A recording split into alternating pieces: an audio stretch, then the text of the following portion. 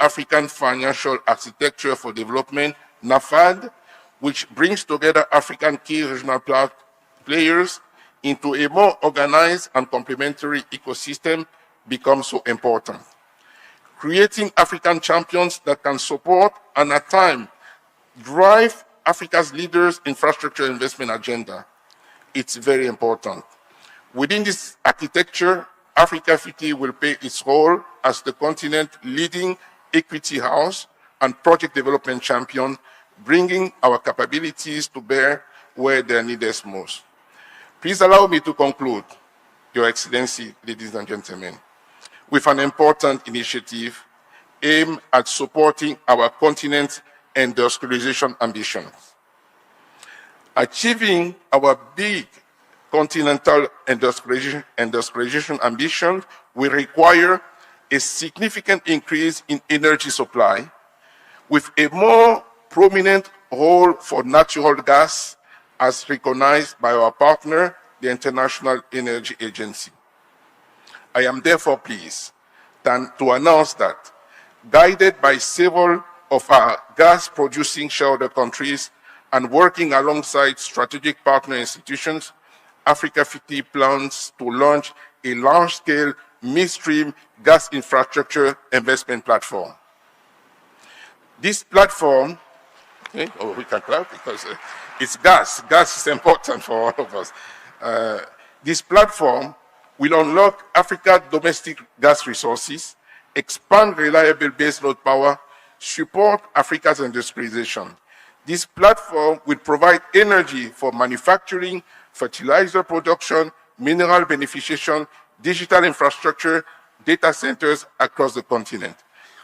We look forward to partnering with governments and like-minded public and private sector institutions in Africa and globally to ensure that more Africa's gas is harnessed to power Africa's industrialization and fulfill the continent's development ambition.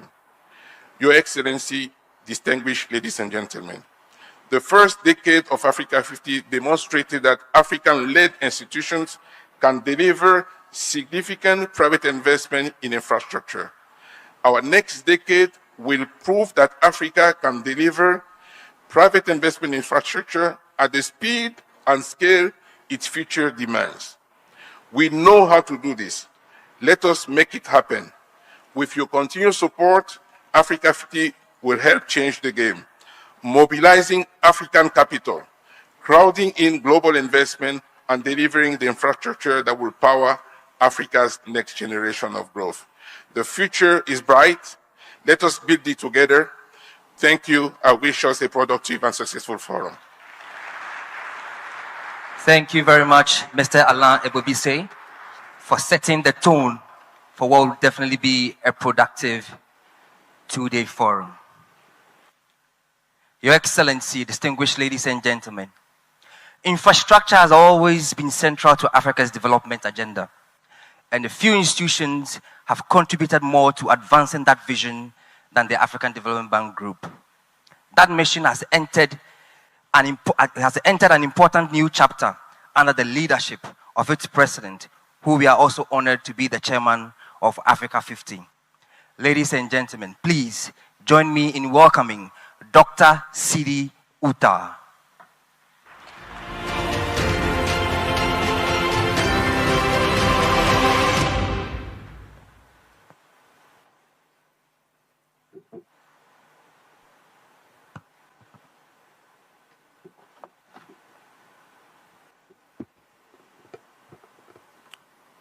Your Excellency, Dr. Samia Suluhu Hassan, President of the United Republic of Tanzania, under whose high patronage we gather today, His Excellency Professor Kithure Kindiki, Deputy President of the Republic of Kenya, representing His Excellency Dr. William Ruto, President of the Republic of Kenya, His Excellency Jakaya Mrisho Kikwete, former President of the United Republic of Tanzania and one of the founding President of Africa 50 in AU Summit 2013, His Excellency Wamkele Mene, Secretary General of the African Continental Free Trade Area Secretariat.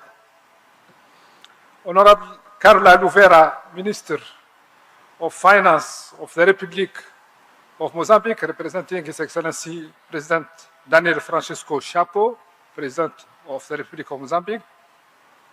Right Honorable Dr. Eperkipe Ekpo, Minister of State for Petroleum Resources, representing His Excellency President Bola Ahmed Tinubu, President of the Federal Republic of Nigeria. Honorable Dr.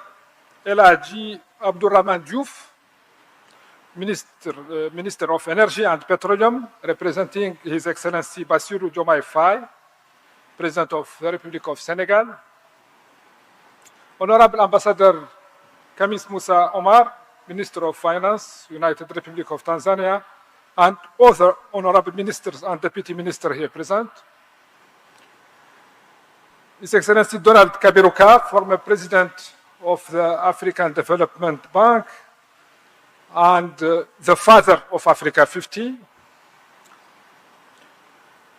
Mr. Alain Ebobisse, Group Chief Executive Officer of Africa 50, distinguished government officials, member of the Diplomatic Corps, Head of African Financial Institutions and International Organizations, esteemed shareholders and Board of Africa 50, member of the private sector, distinguished guests, ladies and gentlemen.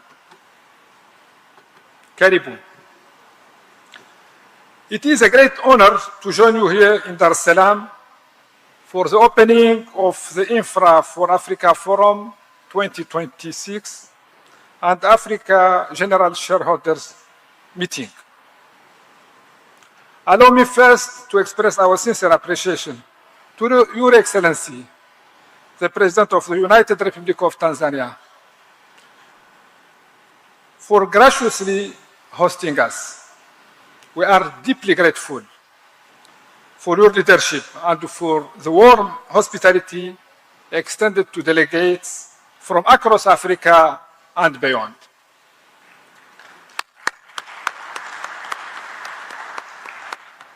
Indeed, we feel at home in this land of the Kilimanjaro and the Serengeti.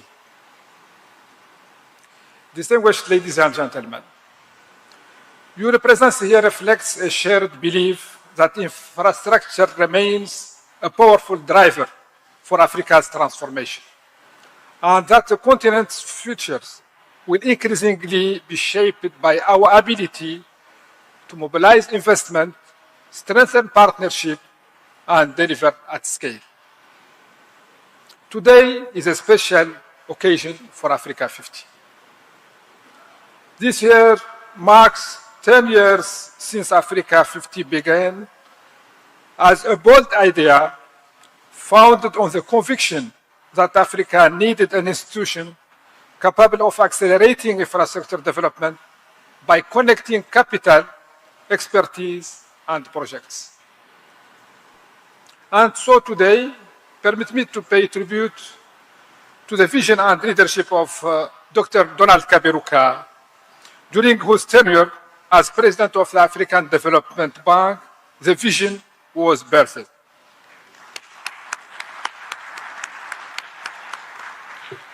We thank you all, and we thank all those who helped build this institution from concept to reality.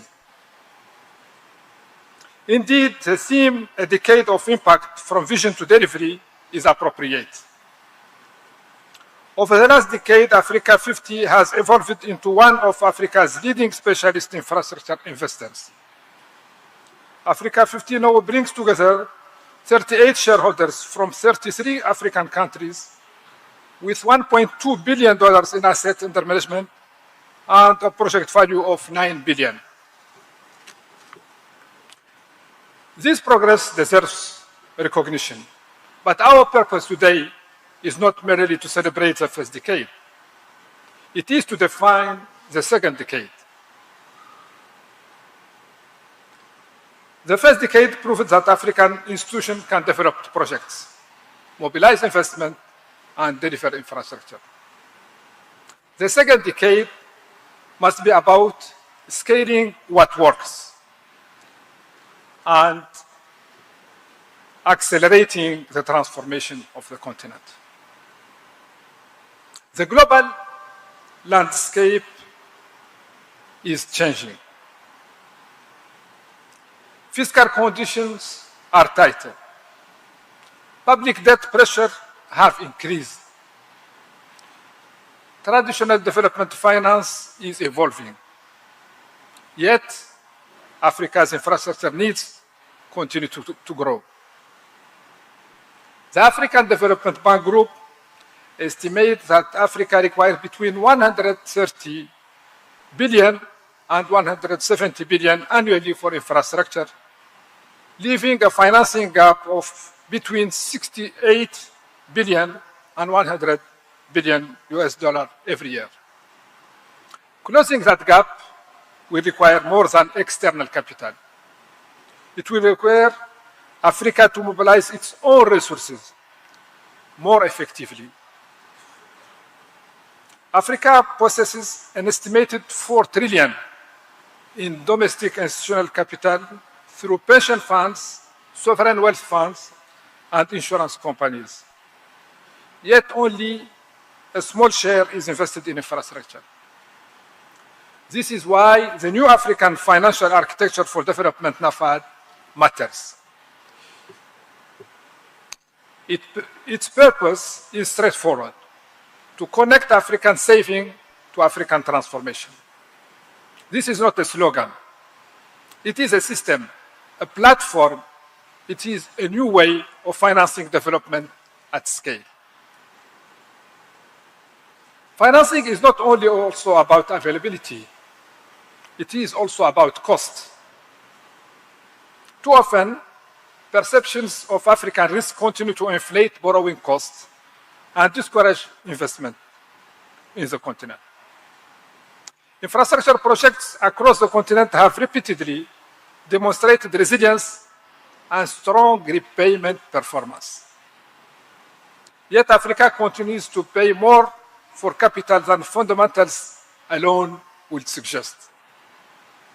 Ending this premium requires better risk assessment, stronger local capital markets, ratings reforms, and institutions capable of sharing risk more effectively. This is why guarantee platforms and risk mitigation institutions such as ATD are so important. Reducing the cost of capital is not a technical objective. It is a development objective. And capital will not move at scale unless projects are ready. And we must be candid.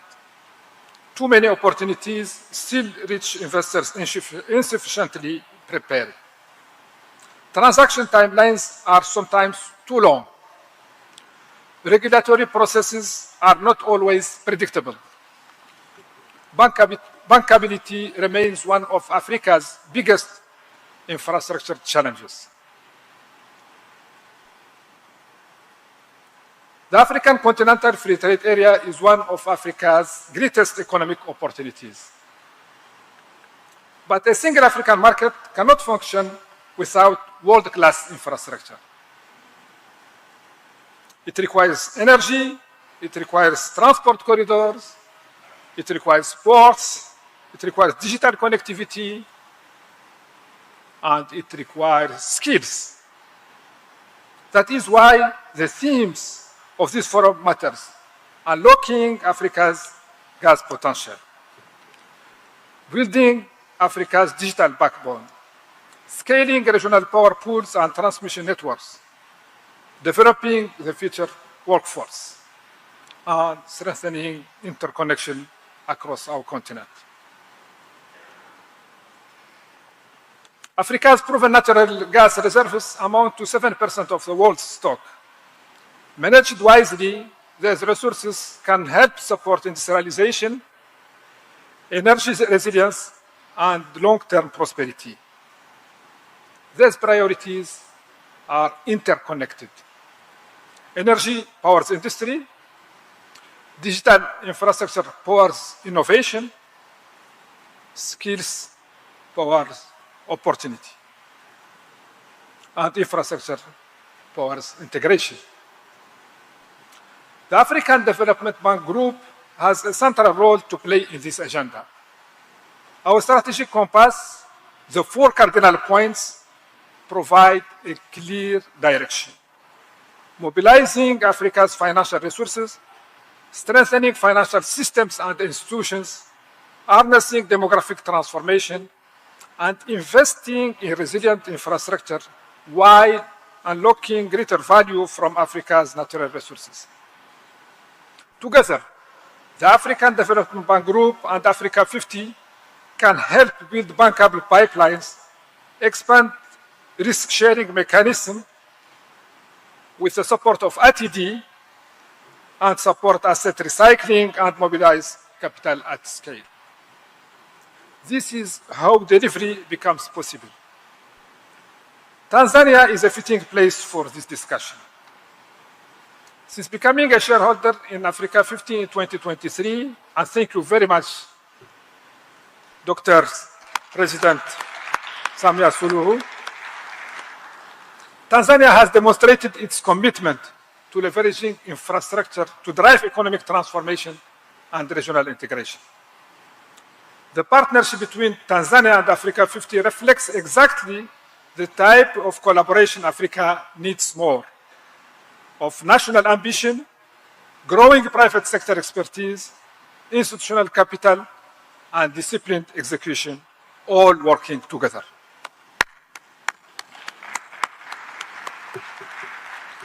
Ladies and gentlemen, the discussion we began today will culminate in the great debate where we will confront some of the most important questions facing our continent.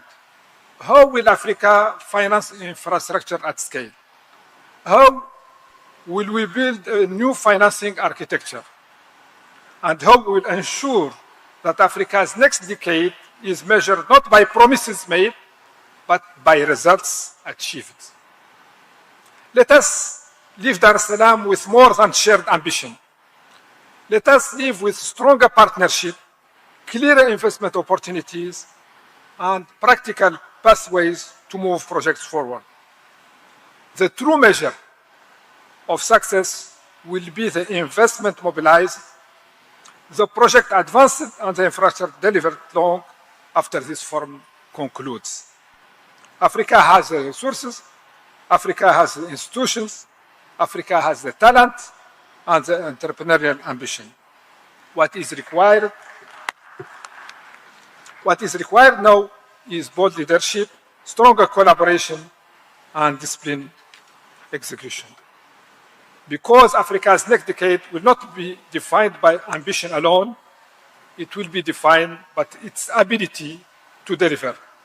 I thank you. Thank you very much, Dr. Sidi Uta. Thank you for your leadership.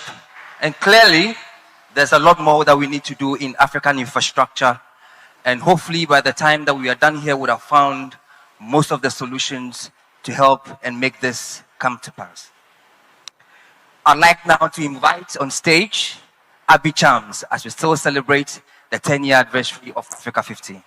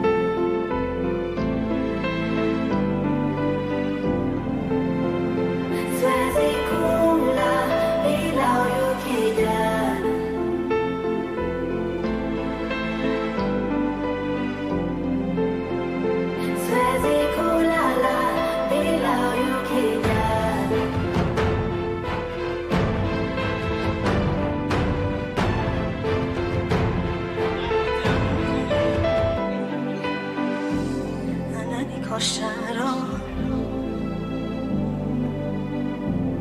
nanani kosharo, nanani kuna.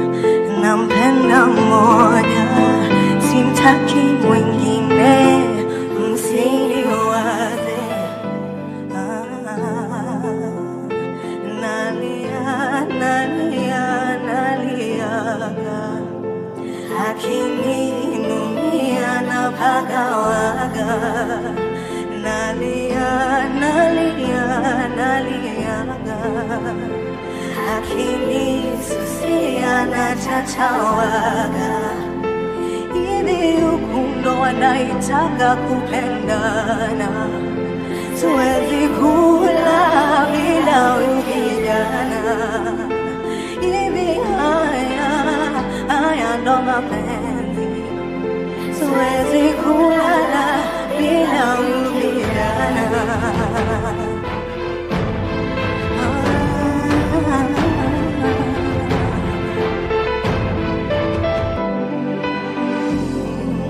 Kosharo, nanani kosharo, anani kuna, anani kosharo, anavyopita, ananukia kama malaika. Huyo shemwenu anavutia kama malaika. Huyo shemwenu, hivi ukuno wanaitaka kupendana, siwezi kula bila ukijana. Hivi haya ndo mapenzi, siwezi kulala. Oh, nampenda mpaka moja, mweupe kidogo, mweusi kidogo. Oh, nampenda mpaka moja, mweupe kidogo, mweusi kidogo.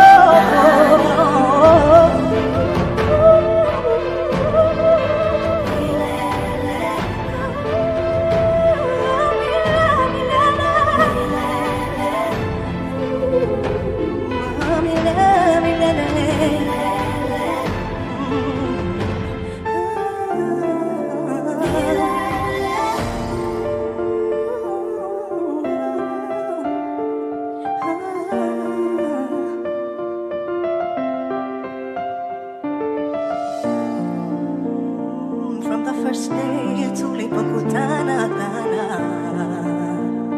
moyo kadunda, macho yalipogongana,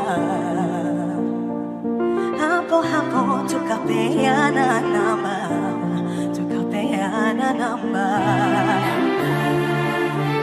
Ukweli ulinivutia, sijajua zako tabia, na moyo ndo umenilia.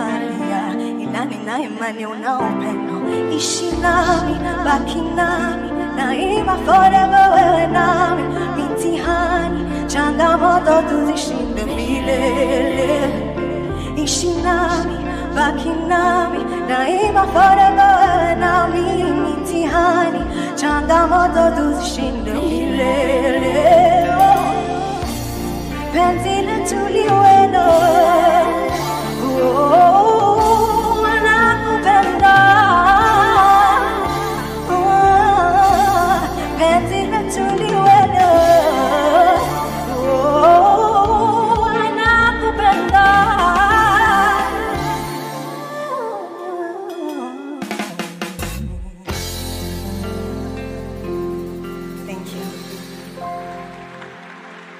Asante sana, Abby Chams. Ladies and gentlemen, Abby Chams, please another round of applause.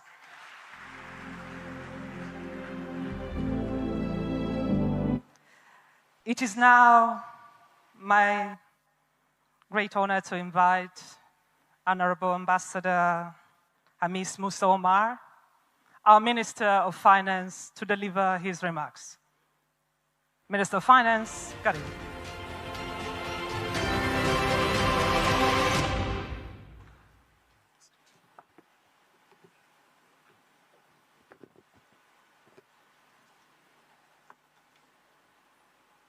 Haya ndiyo mapenzi. Mapenzi ya miundombinu,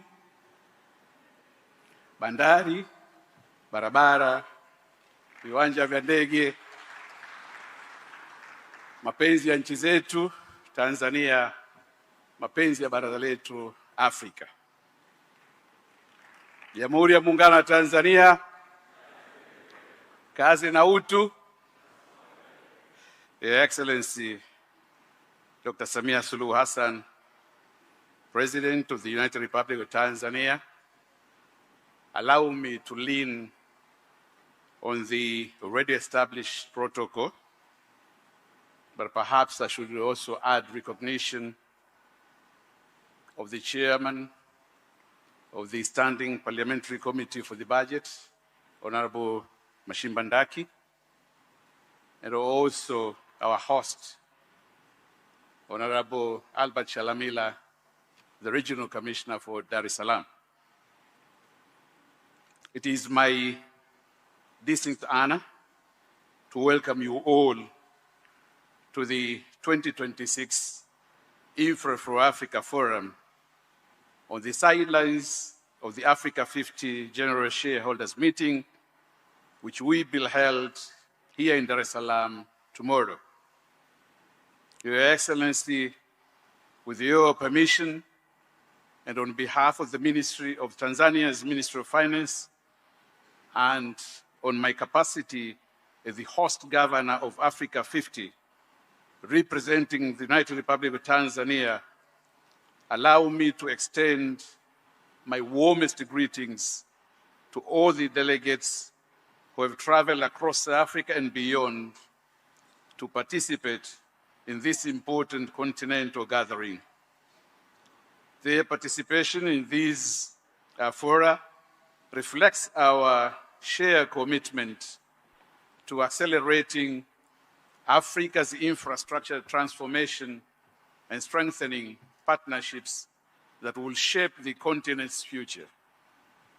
I would also like to express our sincere appreciation to Africa 50 for selecting Tanzania to host this year's General Shareholders Meeting and Infra for Africa Forum, particularly as the institution marks its 10th anniversary. We regard this decision not only as an honor, but also as a strong vote of confidence in Tanzania and in our collective vision of an integrated, connected, and prosperous Africa. Ladies and gentlemen, over the past decade, Africa 50 has lived to the expectations and distinguished itself as one of Africa's foremost infrastructure investment institutions. Through its work in project development, investment mobilization, and strategic partnerships, Africa 50 has demonstrated that African-led institutions can successfully mobilize capital, prepare bankable projects, and support the delivery of transformational infrastructure across the continent. As Africa 50 celebrates its first decade of impact, we also look ahead to the opportunities that lie before us. Africa's infrastructure deficit remains significant, but so too are the opportunities to mobilize innovative financing, strengthen partnerships, and accelerate project implementation.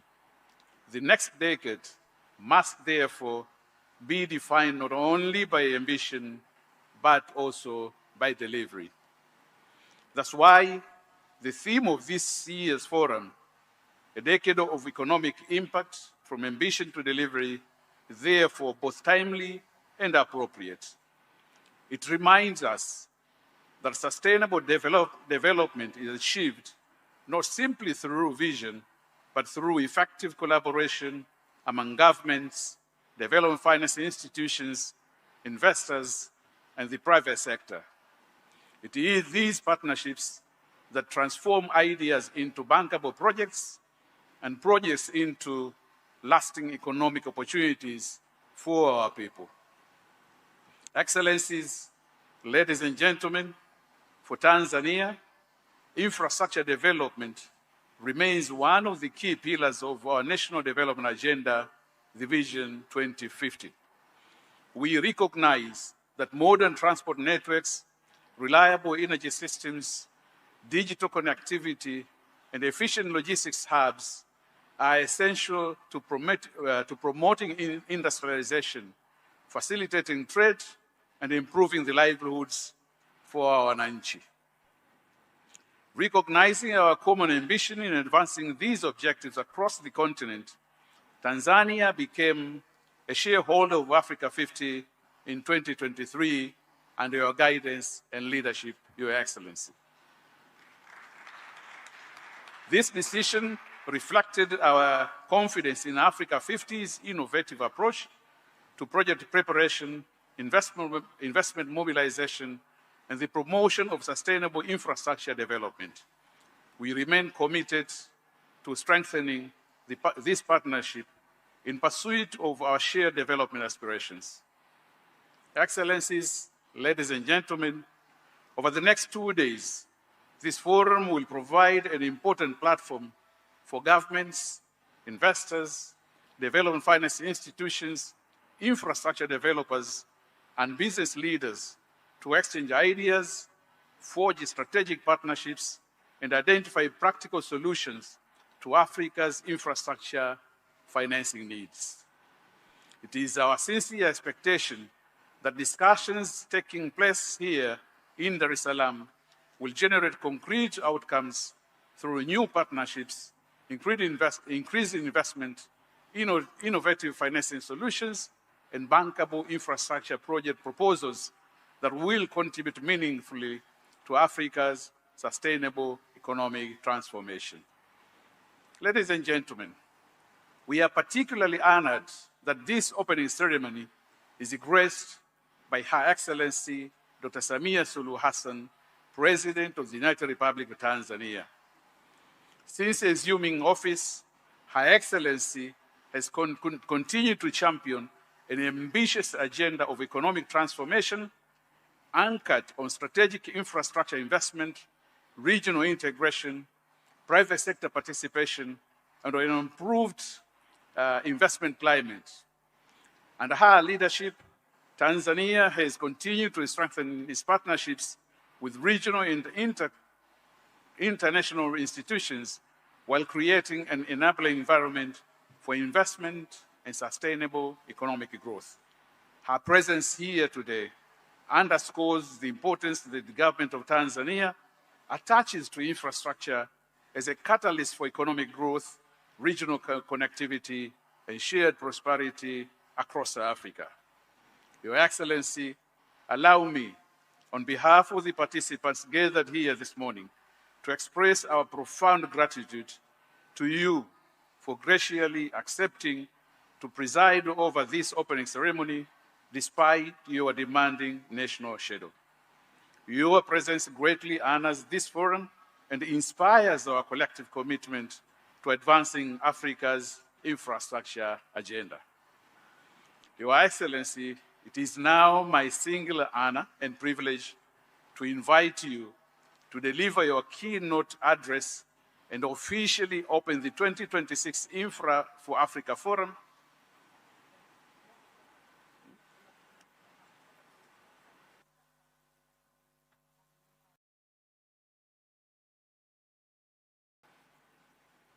I'm reminded that we can always make more adjustments on our programs. So, Your Excellency, it looks like we have one more item before we invite you. So, with your permission, please allow our MSCs to continue with the program. So please, take the floor. Perhaps I thank you very much. Thank you very much, Minister for Finance, Ambassador Hamis Musa Omar. After those great remarks, we will now move on, Your Excellency, with your permission, to a high-level dialogue. And in this particular dialogue, we are striving to highlight matters related to natural gas, in particular, the choices required to turn gas into financeable projects. And of course, also, we would also like to learn how we can have measurable domestic economic value.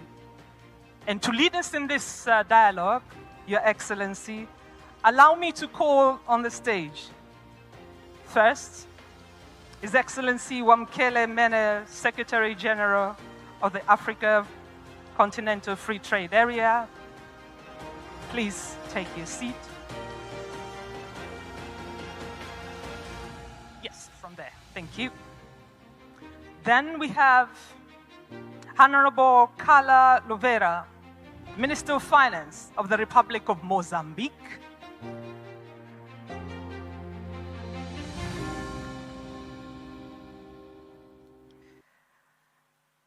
Next on the stage, we have Honorable Dr. Alhaj Abdrahman Diouf, Minister of Energy and Petroleum from Senegal. Honorable Minister, you're welcome. Then from home, we have Honorable Deogracias John Dejembe, Minister for Energy. Please take the stage. And last but not least, Your Excellency, we have Right Honorable Dr. Ekifripe Ekpo, Minister of State for Petroleum Resources from Nigeria.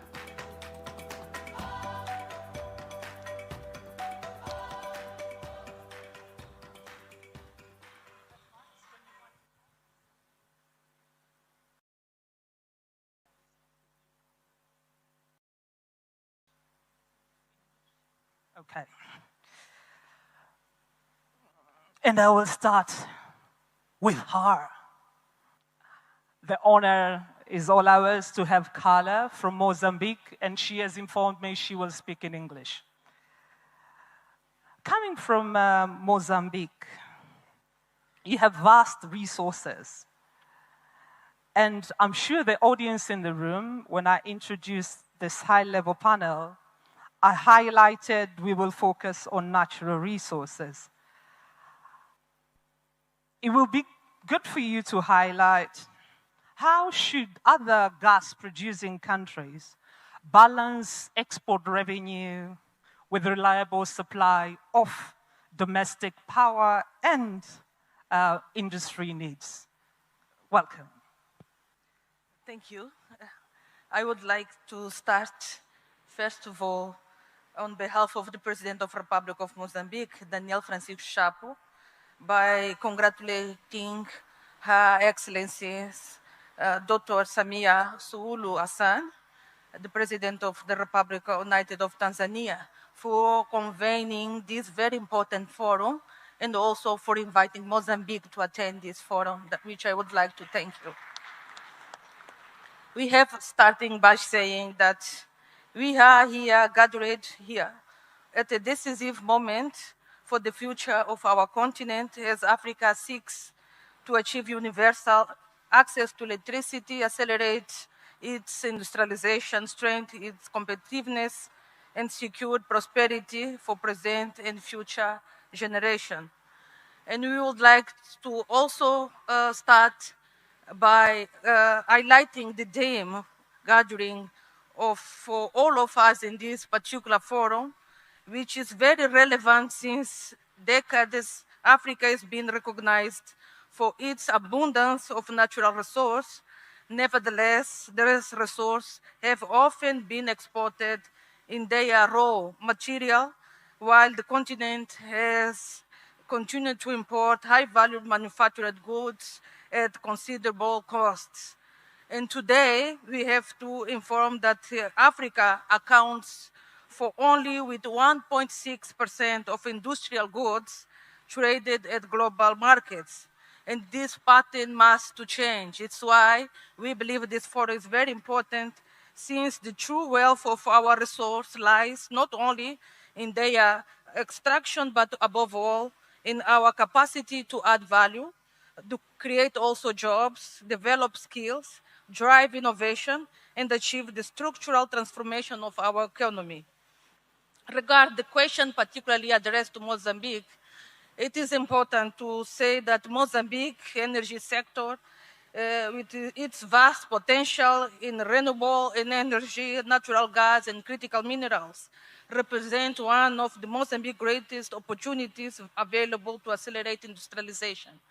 And what we did was to achieve three main objectives. The first of them is to find the right vision for Mozambique. The second, find the right finance source, blending finance. And the third, find the right mechanism of accountability, transparency, and based on that, we create our sovereign wealth fund. It is how we base all our process. On the vision, we must to say that was approved a master plan for electricity that covered the period of 2028-2045, and this plan is a very robust one, which identifies least cost priorities for generation, transmission, and distribution, including regional integration and energy exports to neighbor countries. But we also have an additional strategy, which is the strategy of transition energy strategy, which was approved in 2023. And this strategy recognized the natural gas as an essential transition fuel capable of supporting economic development and industrialization while enabling the rapid expansion of renewable energy. And we believe that this seeks Mozambique as a regional energy hub, promoting green energy industrialization and contributing as well for the global energy transition through the responsible use of the country's energy resource. We can see that based on this strategy was also defined the 4 pillars that we have to follow in order to ensure the green energy strategy and green energy transition that is based on development of modern energy system based on renewable energy, the green industrialization, the promotion of universal access of electricity by 2030, covering 100% of Mozambicans' population, and the last but not least, the promotion of low emissions mobility, which cover the electric mobility, the natural gas for vehicles, and biofuels. This is how the landscape is being designed. We also have on the line on the finance side, which is a blended finance comprising the bilateral, multilateral development partners, development agencies, the risk management entities as well, all are part of this process of finance, the energy sector in Mozambique. And we believe this is the right mechanism that we can put all together in order to push the development of the industrialization financed by the LNG sector.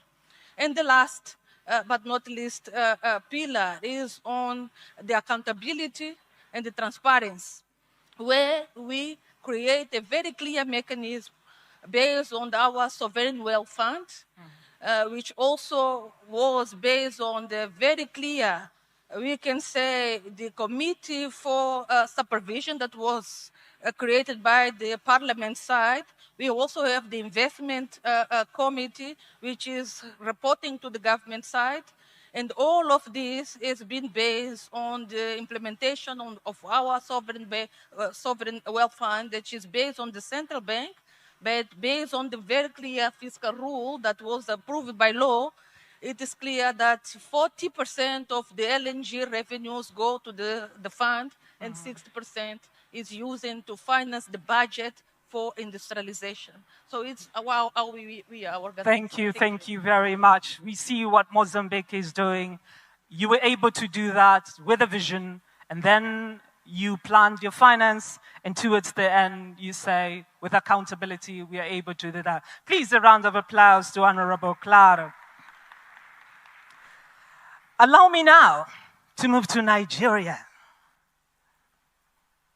You also have abundance of resources. And the question I would like you to answer, your Right Honorable, is what are the lessons that we need to learn from the past with regards to exporting commodities at the expense of beneficiation and developing local value chain? And after you, we will welcome the minister from Senegal, and I understand he will be speaking in French. Right Honorable, welcome. Thank you very much. I bring warm greetings from the President of the Federal Republic of Nigeria to Her Excellency Dr. Samia Hassan, the President of this great country. I recognize the CEO Africa 50 and the working committee for what they are doing to convene this meeting here. And my co-panelists, it is important that African leaders have woken up to the responsibility of the day to address our challenges. When you go out everywhere, they talk about energy poverty in Africa, because for the past number of years, we've been exporting our crude.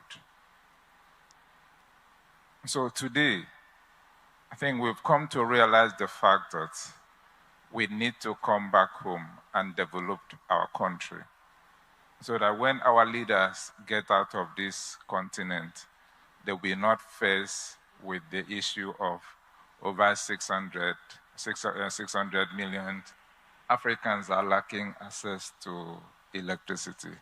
No, it shouldn't be. So today, looking at Nigeria, Mr. President Bola Ahmed Tinubu has taken a position that we need to develop gas utilization within the country. And when this is done, you are sure of power generation, industrialization, food security with reference to fertilizer production, clean cooking, transportation. And so globally, we are talking about energy security. And when this is addressed, using gas in our dear country, some of those challenges will be addressed. We are really particular. Let me tell you that in our country, Nigeria, though we host the highest volume of natural gas in the continent, we are not selfish about it. We look into how we can transport this gas to other countries within the continent so that they can take advantage of it. So the issue of continuously exporting our natural resources is no longer a priority now, even though you talk about foreign exchange. But then if you utilize it within the country, you grow industries, as I've mentioned. This will create job opportunities. This will create revenue for the country. And you talk about the fertilizer production to guarantee food security for your people, because the primary responsibility of the government is to ensure that our people are living in the prosperity. And under President Bola Ahmed Tinubu, we are talking about from gas to prosperity. So in every sector of it, we pursue it that way. In the past, there was no issue of transborder gas pipeline. But today, I can tell us that we now transport our gas to Ghana, Togo, Benin Republic. And just last month, there was a meeting of the West African head of states where an agreement was signed between the national oil companies for gas to be exported from Nigeria through the Atlantic to more than 12 countries within that region to Morocco. This is what we are doing. And of course, as this gas passes through all these countries that will serve as off-takers, they will take advantage of it to improve their power generation, fertilizer production, industrialization, clean cooking, and of course, develop their own countries. It is not within at that level. We are doing same with Algeria. We are doing same with Equatorial Guinea. So the time has passed for us to continue to talk about exporting our natural resources. Rather, we use it and develop our continent for the good of our continent. Thank you very much. Thank you very much, Right Honorable, for the initiatives that are ongoing in Nigeria. And especially, I like the mantra, from gas to prosperity, and you include all the way other nations in the West Africa, all the way to the north. Next up, you will be speaking in French, so I'm going to ask you to get your translation gadgets. Kindly assist my panelists also. We are happy to have Honorable Dr. El Haj Abdurrahman Diouf, the Minister of Energy and Petroleum from Senegal. And the question I have for you, how do we think about developing cross-border, and I'm just taking it over from Nigeria, right? Cross-border pipelines to indeed drive gas trade and export internally and across the continent. Welcome. Okay, thank you very much. It is a great honor for us to be here, and I would like to thank you for the invitation. I am switching in French, with your permission. C'est vraiment un grand honneur pour nous de venir ici en Tanzanie représenter le président du Sénégal, Bassirou Diomaye Diakhar Faye, Son Excellence Madame Samia Hassan. Je voudrais vous transmettre les salutations fraternelles du président Bassirou Diomaye Faye, qui avait voulu être ici personnellement pour répondre à votre invitation. Et c'est un conflit d'agenda qui a fait qu'il ne peut pas être ici aujourd'hui. Alors, par rapport à votre question, le Sénégal est un pays qui est devenu gazier très récemment. Nous avons eu notre first gaz en janvier 2025, donc c'est très récent. Mais ce qui est intéressant par rapport à votre connexion, à votre question sur l'interconnexion, c'est que nous avons un projet inédit en termes de montage. Nous avons le projet qu'on appelle le Grand Tortue Ahmeyim, GTA, que nous avons avec nos voisins de la Mauritanie. C'est l'occasion d'ailleurs de féliciter encore le président Sidi ici présent. Donc c'est un projet inédit parce que nous avons du gaz des deux côtés. Et là où ailleurs il y a eu des difficultés de partage, nos deux pays frères ont eu l'intelligence d'exploiter ce gisement entre eux. Donc du coup, il n'y a pas de conflit. Il y a naturellement des fois quelques contentieux avec les opérateurs, mais globalement, c'est un projet qui se passe bien.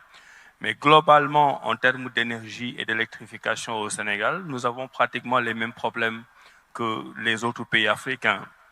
Chaque année, nous augmentons la production, mais chaque année, notre population augmente, les besoins augmentent, et nous ne parvenons pas à nous sortir en termes d'industrialisation ou tout simplement en termes d'accès universel. Par exemple, aujourd'hui, l'ensemble des 19 millions de Sénégalais n'ont pas tous accès à l'énergie et au gaz. Et nous avons deux chiffres clés que je voudrais partager ici. Le premier chiffre, c'est que nous avons 6471 localités à l'intérieur du Sénégal qui n'ont pas encore accès à l'université, à l'électricité du moins. Et pour financer ces 6471 localités, nous avons besoin de 400 milliards de francs CFA, ce qui est l'équivalent de 800 millions de dollars. Donc le message aujourd'hui par rapport à l'énergie, à l'interconnexion, c'est que le Sénégal a besoin de 800 millions de dollars pour pouvoir financer l'accès universel. Et l'objectif, c'est de l'avoir dans 2 ans. Et cela pose la problématique du financement. Nous avons des budgets qui sont plus orientés vers les dépenses sociales. Et de plus en plus, nous avons besoin de bâtir des partenariats publics-privés où l'argent du privé vient se substituer à l'argent du public dans des domaines qui peuvent être rentables. Parce que sur ces régions dont je vous parle au Sénégal qui n'ont pas accès à l'université, à l'électricité, je parle souvent d'université parce que je suis ancien ministre de l'enseignement supérieur. Donc ça me poursuit encore. Et dans ces zones-là où on n'a pas accès à l'électricité, il n'y a que l'État qui peut faire des investissements qui ne sont pas rentables. Le privé ne va pas aller dans des zones qui ne sont pas rentables pour faire des investissements. C'est pour ça que nous devons trouver un équilibre entre le financement public et le financement privé pour pouvoir avoir accès à l'universel. Maintenant, pour terminer sur les questions d'interconnexion, non seulement nous avons l'exemple avec la Mauritanie, mais nous avons l'exemple de l'organisation de la mise en valeur du fleuve Sénégal et l'organisation de la mise en valeur du fleuve Gambie. C'est cela qui fait que si nous sommes en surcapacité, si nous sommes en surproduction, la Gambie, la Guinée et le Mali, qui sont des pays voisins, peuvent en profiter. Et si nous sommes en déficit, leur surproduction nous permet aussi d'en profiter. Cela veut dire que chacun essaie d'agir là où il est fort pour aider à réserver le déficit de l'autre. Là où je voudrais terminer sur les questions de transition, c'est une question toujours difficile pour moi, parce qu'avant d'être le ministre de l'énergie et du pétrole, j'étais le ministre de l'environnement et de la transition écologique, et je me battais tous les jours avec le ministre du pétrole. Maintenant, c'est moi le ministre du pétrole et je dois trouver l'équilibre. Naturellement, dans nos pays, et c'est ma conclusion, on ne peut pas, comme certains pays développés qui ont déjà utilisé le fossile, quitter du jour au lendemain pour parler d'une économie propre. Chaque pays a son histoire. Et l'histoire de nos pays, c'est que nous avons des gaps de pauvreté à résorber. Et aujourd'hui que nous avons du gaz et du pétrole, nous demandons une transition douce, une transition intelligente, une transition différenciée qui nous permette de bénéficier des fossiles pour régler un certain nombre de problèmes de pauvreté pour aller vers le renouvelable. Donc là aussi, nous devons avoir un équilibre entre les fossiles et le renouvelable, avoir un agenda africain où la ZLECAf, par exemple, pourrait avoir, en termes de transport et de commerce, un rôle extrêmement important. Et c'est cela que nous appelons la solidarité des pays africains. Je vous remercie.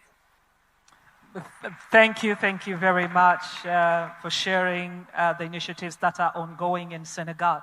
Before I come to His Excellency Wamkele, let me come home, yeah, in Tanzania. And I have a question for you. I think the audience would like to hear, how can gas-producing country like Tanzania develop affordable, all right, and commercially sustainable LPG framework that will really, really help move Africa's gas resource from better value chains and would allow to expand access to clean cooking? I think this is a question dear to Tanzania. Honorable Ndejembi, the floor is yours. Yes, first of all, thank you very much for this question.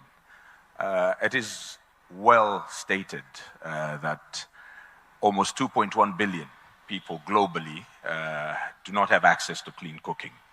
And if you break down that number, about 1 billion out of that is from Africa. And from that 1 billion that is from Africa, with people without any clean cooking access, you will see that 85% of that is from sub-Saharan Africa. Well, therefore, it is safe to say that clean cooking is no longer a topic that would say needs to take time. It is an urgent topic. It is a development priority. But it is simply not just an energy issue, but it is also a public health issue, environmental issue, gender equality and economical development issue. I'll come back home here. Prior to 2021, access to clean cooking was about 6%. But under the steady stewardship of our president, Dr. Samia Suluhu Hassan, she championed it, she campaigned it, pushing access to clean cooking here in Tanzania. We have managed to move from 6% to about 28% today as we speak in 2026. And that has also increased our imports from about 290,000 metric tons per year to about 459,000 metric tons per year last year in 2025.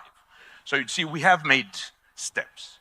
However, by doing that, we still have created a bigger demand. Today here in Tanzania, 7 out of 10 households still use charcoal and other sources of energy for cooking. So there is still room for work. We have vast resources of gas in Africa, in Tanzania, but we should not treat that commodity as an export commodity only. We should also scale up the use of natural gas, LPG, here at home in Africa. And how do we do that? We do that by also connecting our countries. We have neighboring countries like Mozambique. From Madimba to where their plant is about 74 kilometers. We need to connect with ourselves so as we can provide greater access to clean energy across our regions, across our continent. We can have pipelines from Tanzania to Kenya, pipelines from Tanzania to Uganda, to Congo and so forth. That will give us access to clean energy for our people and scale up access to LPG and CNG. But looking at the International Energy Agency, it estimates that under policy settings, around 75% of global population could still have access to clean cooking by the year 2030. But that needs political will. It needs an inclusion from the public sector, the private sector, and all other major stakeholders to help us achieve this. Thank you very much. Thank you very much, Honorable Minister. And I'm looking at His Excellency Wamkele. In one way or the other, when we're speaking about vision, she highlighted finance. When we moved ahead, he spoke of universal coverage in Senegal. We're speaking about finance. Again, in Nigeria, when we're thinking about really utilizing the gas in the country and reaching out from gas to prosperity, we're talking finance. And last but not least, when we're listening to having access to clean cooking resource here in Tanzania, wanting to reach more, we mean finance. And you come from the Africa Continental Free Trade Area. A question for you, and I'm sure the audience would like to hear. How can you actually help Africa advance some of bigger projects? Because there is the appetite for that. And in particular, not only in gas, but then think about supplying clients regionally, okay, but also marking the use beyond the endowments that we've had. And also, importantly, have, like what we had from Nigeria, both energy security and also, like what we had from Tanzania, also contribute to cleaner cooking. Please, I'm sure the audience would like to hear that view from you. Thank you very much. First, let me appreciate our leaders that are here. Mama, Her Excellency, President Samia Suluhu Hassan, Vice President Kindiki of Kenya, former President Kikwete, ministers. It is really a pleasure for me to be back in Dar es Salaam. The remarks that the president of the bank made and that the CEO made are absolutely relevant in terms of us having to mobilize our own capital. I think the president said that Africa has over $3 trillion worth of domestic capital. And the CEO said that Africa's capital must work for Africa's investment. Now, in the current global context, the context of fiscal constraints, reduced overseas development assistance, our former partners that were directing capital towards the continent themselves are subjected to sovereign debt distress. So the global context is very constrained. So the question, therefore, is how do we mobilize domestic capital? African capital, over $3 trillion that's available, channel it and direct it towards infrastructure projects on the continent. So I think this is a challenge. We've established the frameworks, they are there. President Kaberuka was instrumental and others in establishing Africa 50. It's functional. Over $9 billion worth of investments in infrastructure since its establishment. I believe the next challenge is how do we mobilize the domestic capital that we have. Of course, those partners that are willing to partner with us from outside of the continent, I'm sure they are most welcome. So today's discussion is very timely. The President's vision of the new Africa financial architecture is timely because it addresses this question, a very pertinent question of reduced and constrained capital flows into the continent for infrastructure development. The role of the AFCFTA is very simple. It is to enable scaling of infrastructure investments.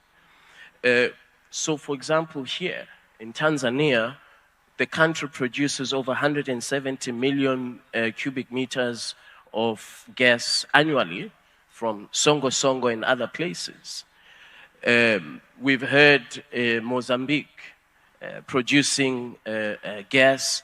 We have also visited, by the way, last month in Angola, we visited a facility that will produce sufficient fertilizers to supply not only for, Amufet is the name, not only for Angola, but the region. However, with all of this investment and the capital that it will be directed to scaling, if we don't have harmonized rules for the exports of these fertilizers to happen, or the export of the gas to happen, we will not achieve our objectives. And so this is the first way in which we can contribute to the development of infrastructure in Africa, enabling the scaling of these projects. Second, by deploying harmonized trade rules, trade policy, to enable trade amongst countries. If you have a domestic supply of energy and you are able to export, that will happen on the basis of the trade rules. A market of 1.4 billion people with a combined GDP of $3.4 trillion is a very significant market, domestic market. But we have got to overcome the fragmentation that has happened for many years, by creating a single market. And so the infrastructure projects that we see, and by the way, you know, my neighbor mentioned the productive capacity between Senegal, the Gambia, and Mauritania, and the connectivity in terms of production capacity, the Honorable Minister.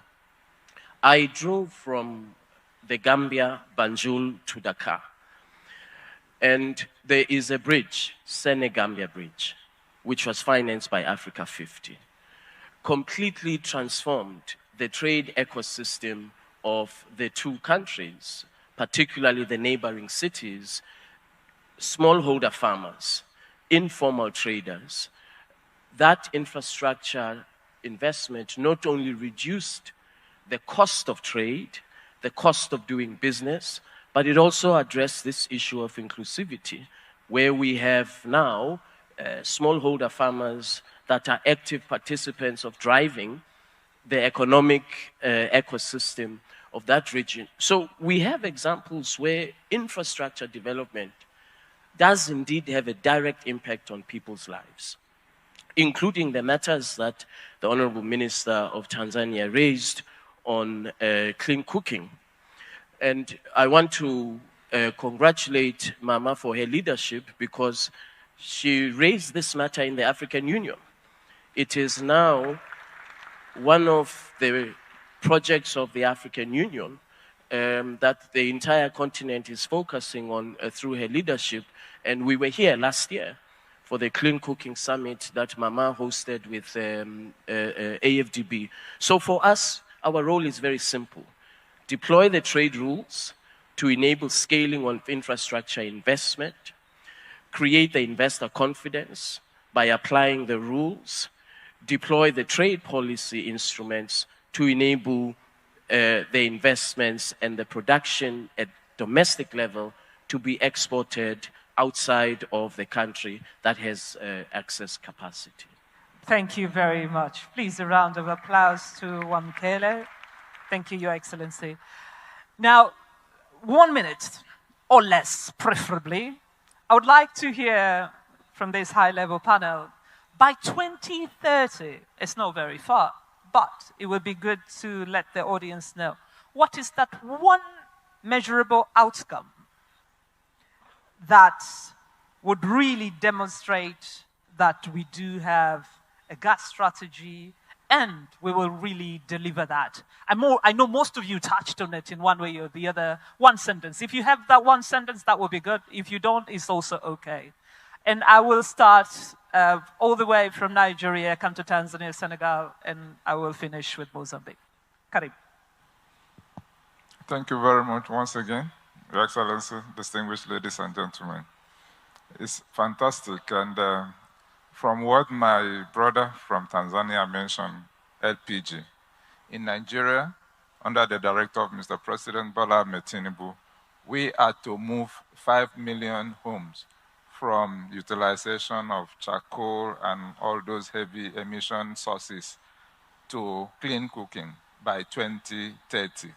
And we are on track on that. So currently, we are moving around from state to state to ensure we encourage the homes with every state 27,000 cylinders of LPG filled, and we have promised to do that for 6 times. This is how to move them. It's not for rich homes, but for the poor homes, the less privileged, to move them from and using all those heavy emission sources in their own cooking to protect public health. Thank you very much. Thank you very much. That's a big point. Thank you. A big campaign around clean cooking in Nigeria. Yes, United Republic of Tanzania. Welcome. Thank you. If there's one thing, it's that as Africans, we should not work in silos. We should collaborate. We should form infrastructure projects that are bankable, scalable, and that provide access to one another as a continent. Thank you. Thank you very much. Senegal. Nous avons un grand problème d'équité territoriale avec l'électrification rurale. Je disais qu'on a un grand problème d'équité territoriale avec l'électrification rurale. Parce qu'on parle beaucoup de gaz to power, de gaz to industrie, les questions de l'énergie de façon générale. Mais nous oublions toujours qu'il y a une population très travailleuse qui n'est pas dans les grandes villes, qui est loin de ces questions de développement et qu'on doit aussi aider à se développer. Et le dernier point, c'est que puisque nous sommes en train d'exploiter notre gaz, nous voyons qu'il y a un problème économique de différence de vue entre les majors, les opérateurs et nous. Tous les majors veulent exploiter notre gaz, faire du GNL et aller à l'exportation. Alors que notre véritable besoin, c'est d'avoir le gaz domestique pour la gestion de nos propres besoins. Et ça, heureusement, le Sénégal et la Mauritanie l'ont très bien compris dans le cadre du programme GTA, et nous travaillons tous les jours à essayer d'avoir nos ambitions communes prises en charge par ces opérateurs. Je vous remercie. Thank you very much. And I move to Wamkele, please. Well, thank you again. Well, I would say that let's set ourselves a target by 2035 of this in excess of $3 trillion of domestic capital that is in Africa. How much of that can we mobilize to direct towards our own infrastructure development? Given the current global context that I mentioned in the previous segment, let's set ourselves a target. Development finance institutions, our commercial banks, the African Union, as well as governments, how much of that should we mobilize, unleash, and deploy towards scalable investment infrastructure projects that will be cross-border, whether it is trade corridors, ports that service more than one country, road networks that connect markets. I believe that it is achievable. Thank you. Thank you very much. Important to set the target. Yes, Honorable Kala. For us, we do have a target, which is our main priority, achieving the full potential and capacity in terms of production of LNG by 2028, which is the time that is scheduled to achieve the high production of our LNG project, which is scheduled to transit from the current 3.4 tonic metrics of capacity to 38 per year. So this is our main priorities to achieve what we have already defined in our strategy. And the commitments that the government is already designed is to ensure the right environment and sustainability of LNG project. It means to achieve the legal stability and also a safe environment for the companies to operate in the country. Thank you. A very, very important point. Safety of the company, but importantly, you will complete the LNG by then. Really, please join me in thanking the members of the panel. As you've heard since morning, we are here for 2 days. So this was just a glimpse of what you will be hearing for the next 2 days. Please, members of the panel, let us all rise and take our seats. Thank you.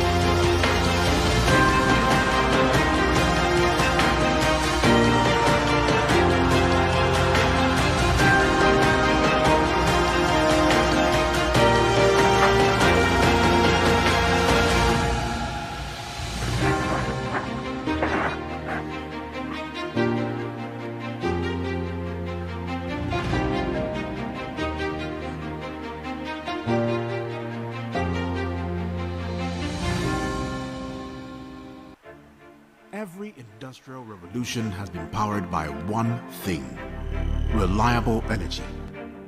Around the world, natural gas has fueled industries, powered factories, and transformed economies.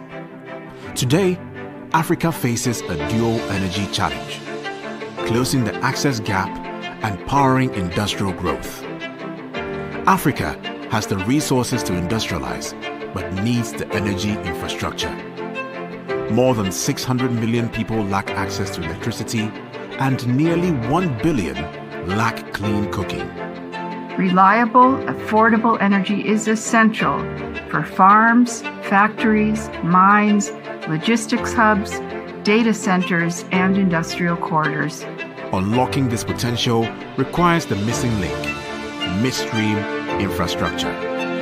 Africa 50 is building that bridge, developing, de-risking, and financing the pipelines, processing hubs, and storage networks that connect gas fields directly to domestic industry.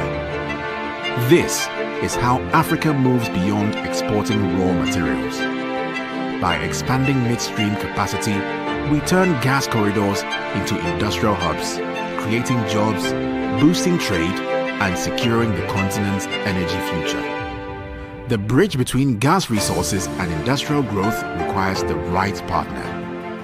Africa 50, your trusted partner in gas infrastructure.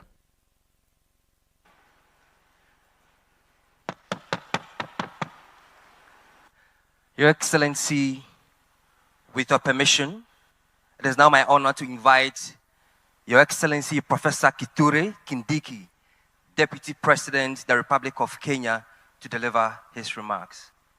Please, let's welcome him.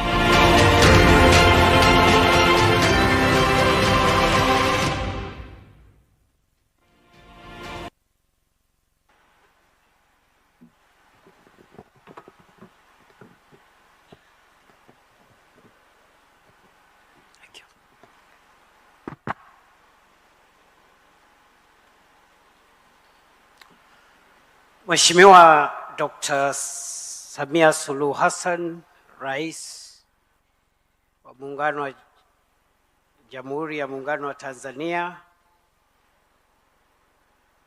Excellencies President, Rais mstaafu Jakaya Kikwete, ndugu zangu wa Tanzania, na wasalimu hamjamboni, wengine shikamoo.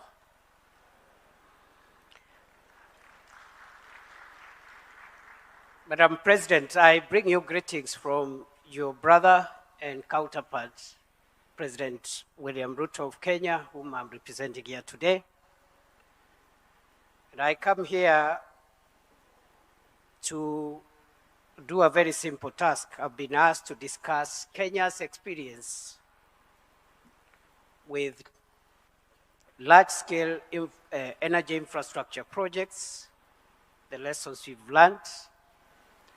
And I want to be as practical as I can because, as I have said again, mine is to give the perspective that perhaps we could share, even as I listen to the experiences of the other countries from what we've just listened this morning. Your Excellency, energy is key to our industrialization. Also, we need reliable, affordable energy, which is also accessible to as many of our citizens as possible. We therefore need a backbone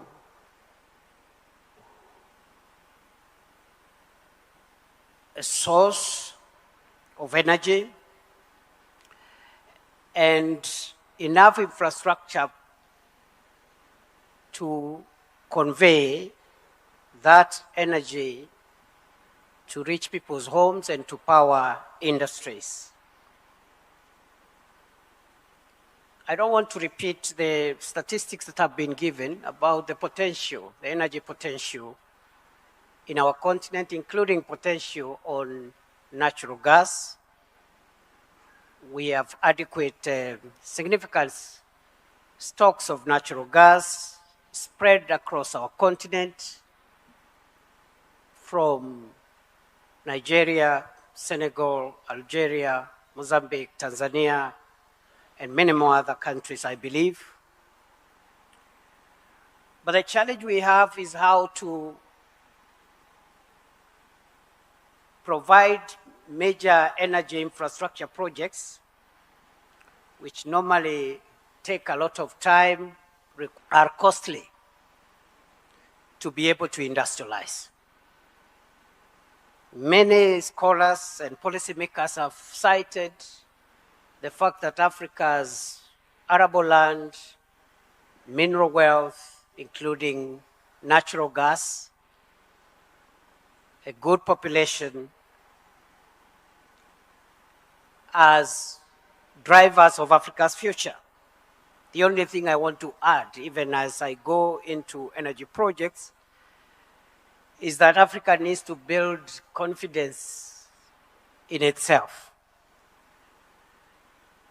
Africans, we must learn to have confidence in our continent and in our capability to do what others have been able to do.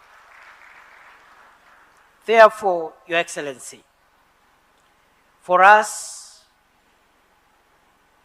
we have picked a few things along the way. The first one is government commitment and political leadership. It's very important for our various countries for us to have government commitment and political leadership, which provides strategic direction, policy consistency, investor confidence, and continuity across political cycles. The biggest threat today to Africa's development is policy disruption, which is an unintended consequence of democracy. The movement from one administration to another, which is a good thing, because democracy is a good thing. But we must find ways of insulating our development agenda from democratic transitions so that we can have continuity. And that is the discussion we're having in Kenya, generally. We have heard what President Samia has done in Tanzania, what President Ruto is doing in Kenya, and I'm sure many of our countries, our leaders are doing their best. But how do we assure that what the projects and the programs and the policy framework in place today will be in place 20, 30, 40, 50 years, so that as we do these things, we are looking at taking Africa from where we are today into the first world, because it is possible. Others have done it, Africa can do it. But if we are going to have disruptions every time there's an election, every time there is a succession from one administration to another, then that is going to be a big bottleneck. So consistency, continuity, and stability is a very key enabler of these wonderful objectives around infrastructure. As we build a democratic Africa, we must build a wealthy Africa at the same time. And the two outcomes are not mutually exclusive. Number two, robust policy and regulatory framework, which provides predictability for investors, lenders, and developers, while ensuring environmental, technical, and consumer protection issues. That is a big lesson that we need to carry along, even as we develop these big transnational and long-term infrastructure projects, including energy projects. Number three, we need to develop technical capacity at the local level in our countries. This will reduce dependence on foreign expertise. It will lower project costs and build long-term national ownership of our projects. Number four, we need long-term integrated planning, as I have said in my opening sentence. The need for long-term integrated planning is to ensure investments are aligned to future demand, resource availability, and least cost development pathways. The next lesson that we have picked, number 6, is the need for innovative financing and risk mitigation mechanisms. The case has been made for mobilizing domestic resources, both in our countries, but also regionally. And I'm glad to see the president of the ADB group here and all the other institutions that are underwriting Africa's future in the financial and resource space. So we need to have innovative ways of mobilizing resources, both nationally and regionally, to be able to reduce investor risks, lower cost of capital, and enable implementation of capital-intensive projects.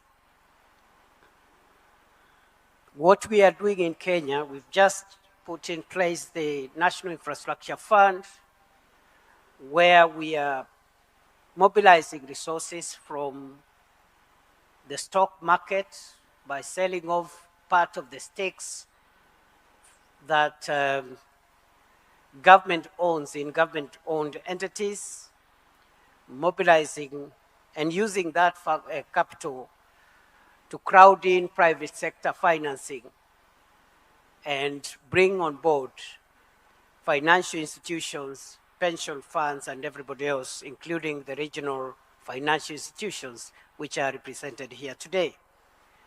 So we must think innovatively on where to get money, because the traditional sources of capital and finance are changing for various reasons, which I don't want to delve into today.